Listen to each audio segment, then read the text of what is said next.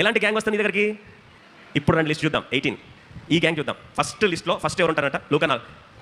First లరిలో ఎట్లండి? బీదలు, తర్వాత చెరలో బంధకంలో ఉన్నవారు, మూడోది గ్రుడ్డివారు, నాలుగోది నలిగిన వారు, ఇలా గాయపడ్డవారు, వేదనలు ఉన్నవారు, బ్రోకెన్ పీపుల్, వీళ్ళందరినీ దేవుడు ఏం చేస్తాను ఇద్దరికి తీసుకొస్తాను. దయచేసి రండి.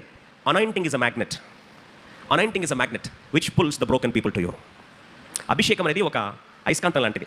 విరిగి నలిగిన వారిని, నీ అవసరం ఉన్న వారిని దగ్గరికి ఏం చేస్తుంది? ఆకర్షిస్తుంది. చేస్తాను.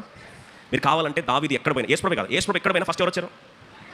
యేసుప్రభు బహుజన సమూహం ఆయన వెంట ఆ నంబర్ చూసి భయపడ్డారు. యేసుప్రభుని చంప చూశారు, కానీ ఆయన వెంట వచ్చే బహుజన సమూహం చూసి వాళ్ళు భయపడిపోయారు. దావీదు వద్దని వద్దని వద్దని ఎల్లగొట్టేశారు. దావీదుని తీసుకెళ్లి అరణ్యంలో పడేస్తే 1 సమయం 22:1 1 Samuel 22:1 దావీదు ఒంటరిగా పారేస్తే వద్దురా అని చెప్పి ఆయన వెళ్ళగొట్టడానికి అన్ని విధాలుగా గాయం చేసి వెళ్ళగొడితే ఆయన బయటకు వచ్చాడు. ఏమని రాసింది చూడండి. 1 Samuel 22:1 దావీదు అక్కడ నుండి బయలుదేరి అదుల్లాము గుహలోకి తప్పించుకొని పోగా, రెండవ వచనం ఆయన దగ్గర ఎవరు వచ్చారు? 1 Samuel 22:2 క్విక్లీ. ఇబ్బంది గలవారు, అప్పులు చేసుకున్నవారు, అసమాధానం ఉన్నవారు అతని దగ్గర కూడుకొని రాగా అతడు వారికి అధిపతి. చాలా దావీదు దగ్గర ఇంతమంది ఎందుకు అట్రాక్ట్ అవుతున్నారు? లోపల స్పిరిట్ ఆఫ్ గాడ్, అభిషేక తైలం ఏం చేసిందని లోపల వీరందరినీ ఏం చేస్తుంది? ఆకర్షిస్తుంది. బ్లాంక్ చెక్లో మరొకసారి దేవుని సేవ చెప్తా. నీలో అభిషేకం ఉంటే, దేవుడు పలాని దాని గురించి దేవుడు పిలుచుకుంటే, నువ్వు ఎంత ప్రజలను తృణీకరించినా, ఎంత వద్దన్నా, ఎంత నేను ఒంటరి చేసినా, నీలో అభిషేకం ఉంటే గాయపడ్డవారు, నలిగిపోయిన వారు, దేవుని ప్రణాళికలు ఉన్నవారు నువ్వు వద్దన్నా వచ్చి నీకు అయస్కాంతాలు అతుక్కుంటారు. దేవుని మాట నెరవేర్చును గాక.